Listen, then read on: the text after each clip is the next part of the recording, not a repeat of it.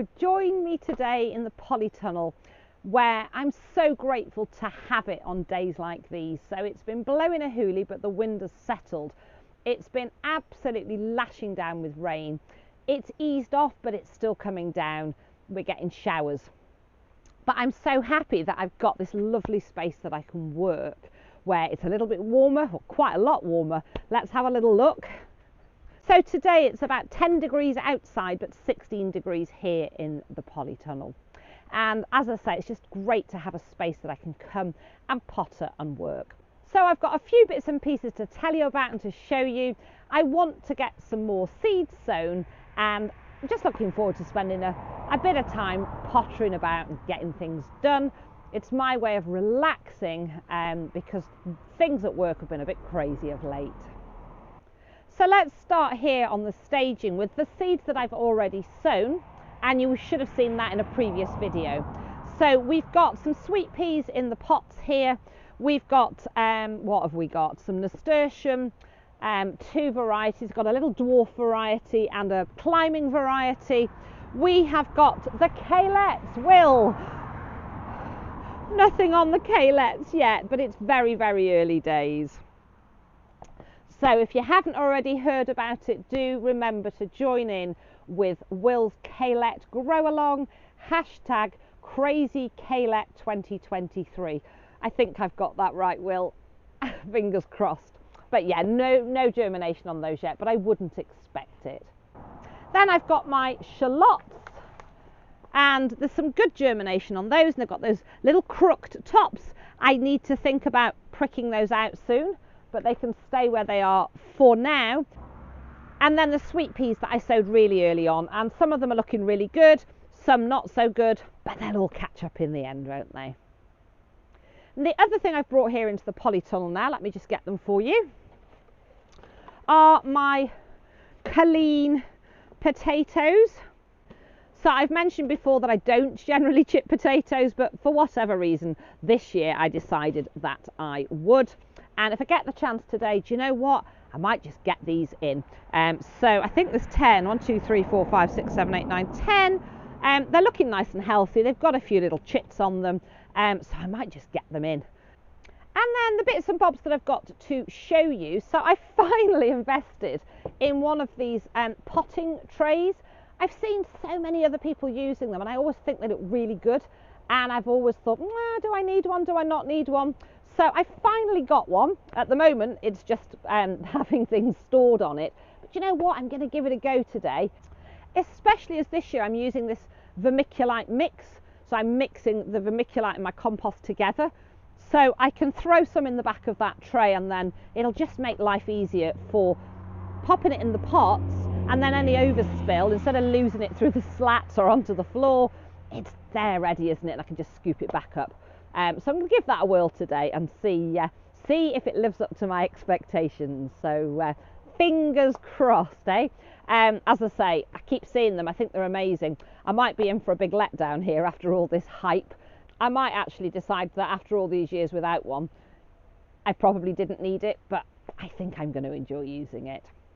And then the other thing I've seen, I have lots and lots of pots, all of which I save and reuse, and then I've also got, and I bought these years ago, they are made out of recycled plastic, and I believe that they can be recycled, and this one's not too bad, but I've used them and used them and used them.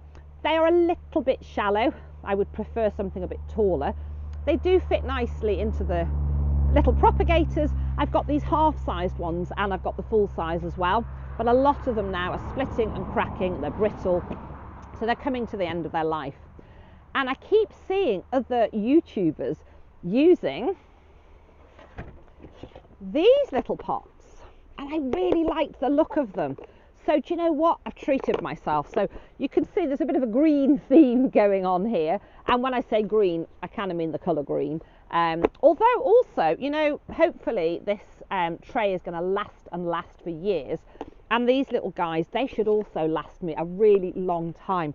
And do you know what?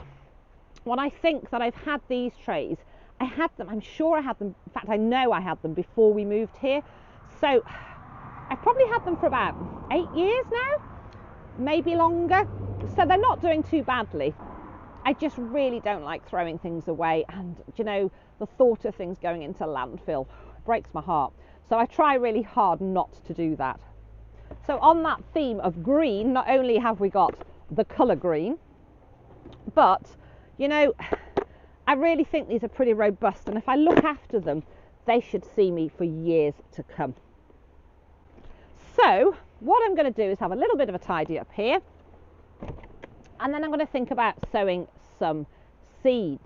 But while we're here, the other thing I wanted to talk about is let's move around a little bit and I'll show you. So many years ago I had one of these spray pumps. You know, you pump them up, pressure, and then spray, and it was a bit of a cheap and cheerful jobby, but it did the job. It was never brilliant, and you know, it was always a bit dribbly. Anyway, I broke it. And my lovely Chris last year bought me this fabulous, not sponsored any way, shape or form, other sprayers are available, but he bought me this Spear & Jackson pressure sprayer, and it's a really, really nice one. And I'm feeling a bit guilty, if I'm honest, because I used it to spray the polytunnel. I've usually been absolutely religious about when I use one of these pressure sprayers, and here be a lesson to all. So if you've got one of these, if you're new to using them, or if you're thinking about using one for spraying your greenhouse or your polytunnel, at the end, when I've finished with it, I give it a really good clean. So I usually put just a dot of washing up liquid in and some warm, not hot water, give it a really good swill, and then I top it up so it's no longer warm, because I know that hot or warm water can damage the interior, it can damage the rubber, and it can damage the piping. Spray through with that very mildly soapy, so not frothy, just a little dot in there.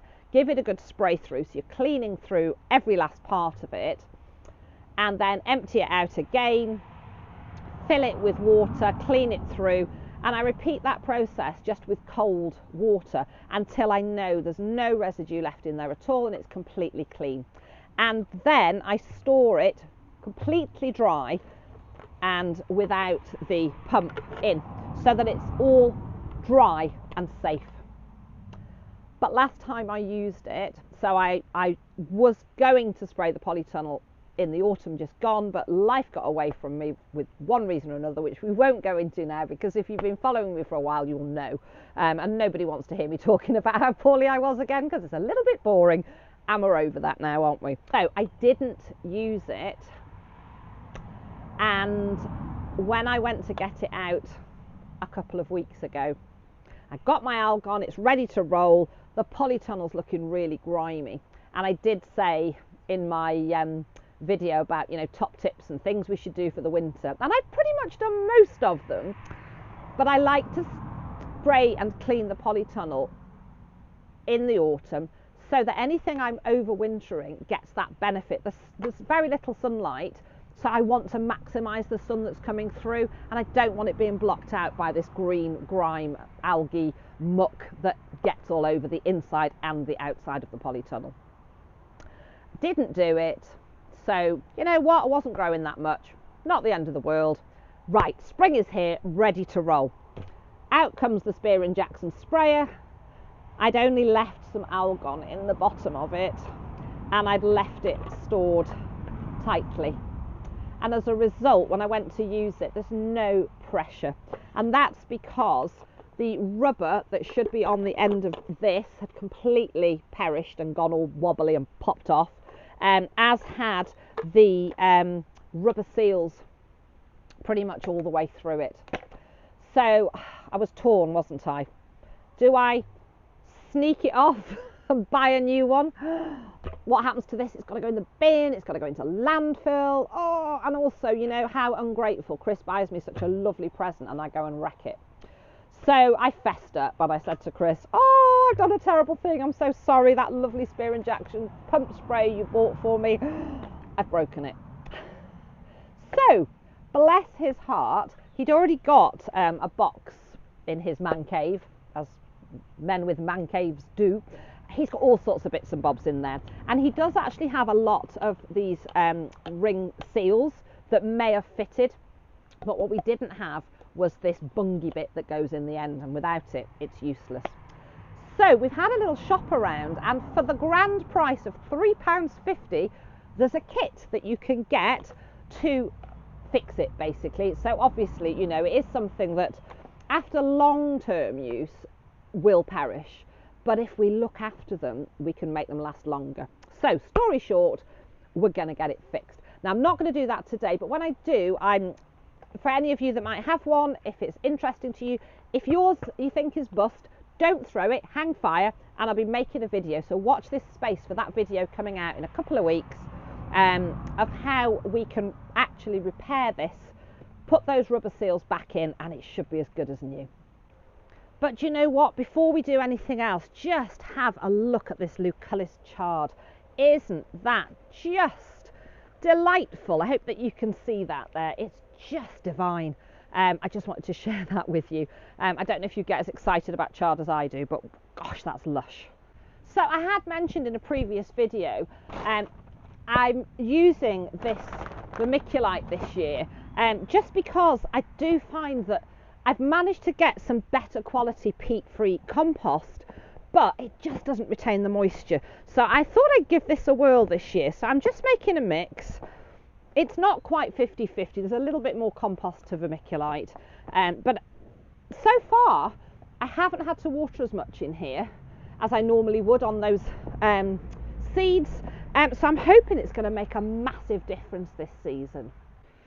So let's move a few of these bits and pieces. I've got together a few seeds that I want to sow. So anybody recognise the handwriting? The Johnny Appleseed of the world. Ali, thank you so much for these wildflower seeds. So I've got some wildflower seeds. Super excited to try these tomatoes. So I'll only be growing 2 varieties this year. These Midnight Snack, don't they look amazing? And somewhere amongst my little bunch, I've got some Brad's Atomic. I can't even wait. I've got some chili peppers, some sweet peppers. I've got these kind of spring onions, and somewhere there's also some red ones. Lots of these seeds are seeds that have been sent to me by you lovely lot, so thank you so much. I've got some herbs to start. There's some dill, there's some thyme, there's some coriander, parsley, mustard, and oh, more coriander. Okay, I don't need that much coriander, so I'll only be sowing a few. And then great excitement, I'm going to start my asparagus seeds. So let's clear this space. I do need to get some water, so we'll do that afterwards. We'll get them sown, and then we can water the seeds in afterwards. So first of all, I need to stop just storing stuff all over here, get a little bit more organised. And thank you to all of you that have commented about my polytunnel and how tidy it is. Do you know what? Absolutely makes my day. Every time I get a comment telling me that my polytunnel is tidy. So I don't win many prizes, but if there was a prize for tidiest polytunnel, I think I might be in with a chance. I've also treated myself to some more plant labels, but I am also going to try cleaning the ones that I've got. So we'll get these seeds sown, and then I'm going to have a whirl at a little tip that somebody told me. Ali. Yet again, Ali comes up with all these wonderful ideas. So yeah, I'm going to try Ali's tip with a twist. So let's get a bit of compost in here.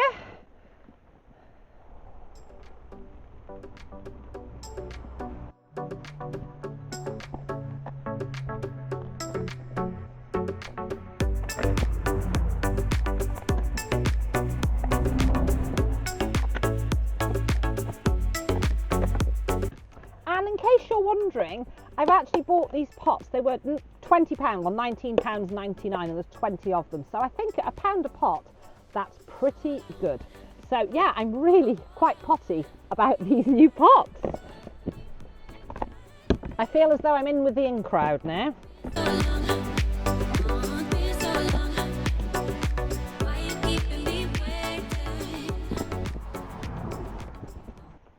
I sow those seeds, I thought I'd actually start what I was talking about with my plant labels.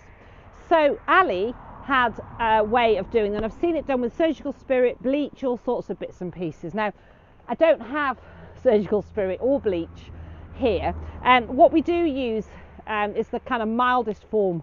I think it is a very mild bleach. Yeah, it is a very mild form of bleach. And the only thing we ever use are like these baby bottle sterilising tablets.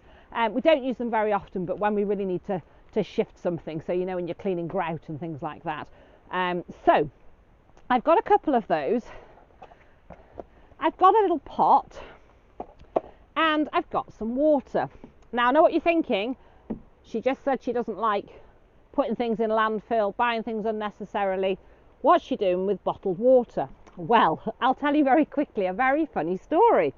So, as most of you will probably know, here on the farm we're actually on a borehole, so we're on our own water supply, which is heavenly when the sun comes out and we get a long, hot, dry spell. I'm always a little bit gloaty. I do feel sorry for everybody else that can't water. But here I can water to my heart's content. I can use a hose pipe, we can use a sprinkler. It's absolutely brilliant. Now, don't get me wrong, I'm not wasteful with water. I'm super grateful.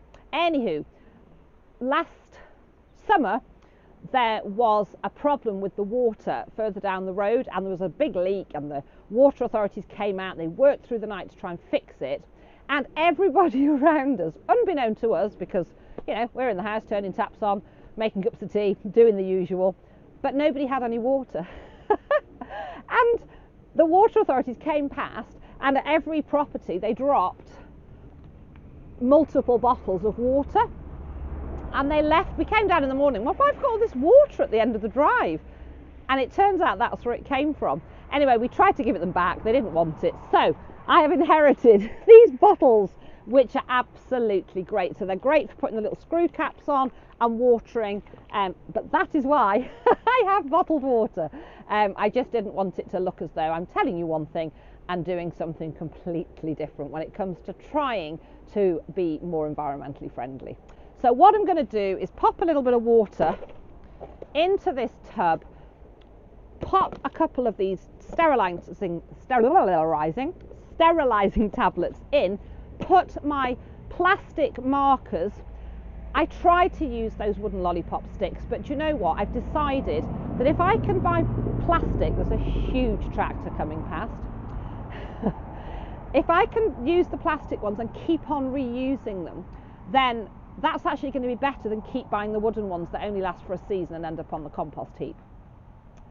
So I've tried writing them on them in pencil. I even bought one of those Chinograph pencils, but it's just, they're marked, it won't come off. I've tried rubbing it off with sandpaper, so I'm going to give this little trick a whirl. So I'm just going to pop into the shed and we'll do that. And then I thought they can be soaking while I'm sowing the seeds, and then we can come back when they've had a little soak, give the tub a really good old shake up, and then see if it's cleaned them up so I can use them again. So let's go and do that. So on reflection, this tub isn't particularly big, so we're just going to have to do them a few at a time. So I'm just going to pop a couple of these tablets into the tub, and then I'm going to put some water in and let them do their funky fizzy thing.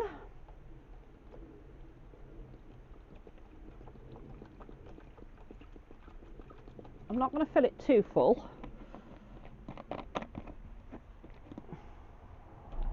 And then I'll just go through a few of these plastic labels and pop them in. So I probably could do with cleaning the soil off first, because it's really only the writing that I want to get rid of.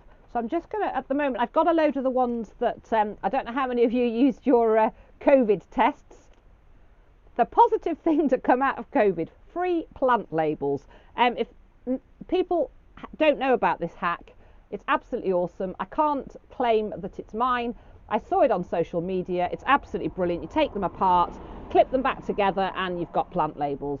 So I'm not going to put those ones in because they're all a bit long, but let's get all the little short ones in. Gosh, do you know, I should have done this end of the season really, shouldn't I? But hey ho, we're catching up now, she says, throwing them on the floor. So let's just throw a load in. And I hope there's no spiders in the bottom of there. I'm not very fond of spiders, if I'm honest. Oh, there is one. For crying out loud. Okay. It's dead, and that was a complete overreaction. Apologies. What an idiot. I'm just going to scoop out this cack. You'd think, as a fully qualified registered veterinary nurse who's used to dealing with all sorts of gore and guts, but I can't be doing with creepy crawlies, which is a bit of a problem when you're a gardener. Anywho, in we go. And if it wasn't dead, well, it is now.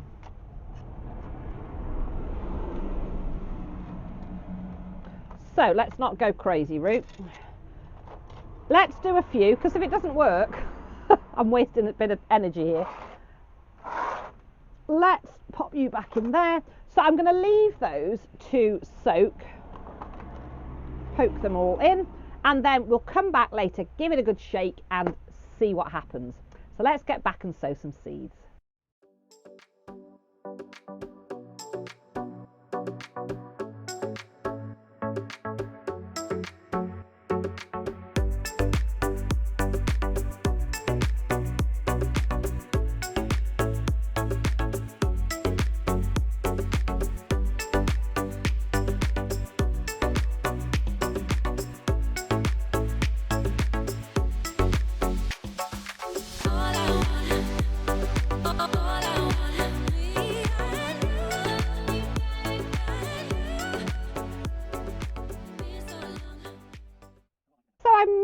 Sowing my seeds. I've got the radio on. I'm aware it's gone a little bit dark. I hadn't realised it's 6 o'clock. So I'm not going to get all of these seeds sown today, but I've got a good amount done. What I've got left to do are the chilies and the peppers and the tomatoes. And to be honest with you, that's not such a bad thing because it is still a bit chilly and they're kind of heat lovers, aren't they? So there's also those wildflower seeds as well. So I'm going to hang fire with those. I've got a good amount of bits and bobs done, including some spring onions, which I'm really excited about. I do love a good spring onion. And I've got those red ones, which are going to be, I hope, delicious. So these just need a good watering.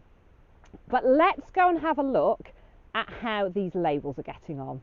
And what I've also realised is I'm not going to have time to get these potatoes in. So again, keep watching, because there'll be a video coming up in the future of me getting the rest of the seeds in and getting these potatoes in. But before it gets any darker, let's make sure I've got the lid on. Now, I'm not sure they've had enough time, so we'll give them a little rattle and have a little look. Otherwise, I'm going to leave them to soak and have a look at them in a couple of days' time.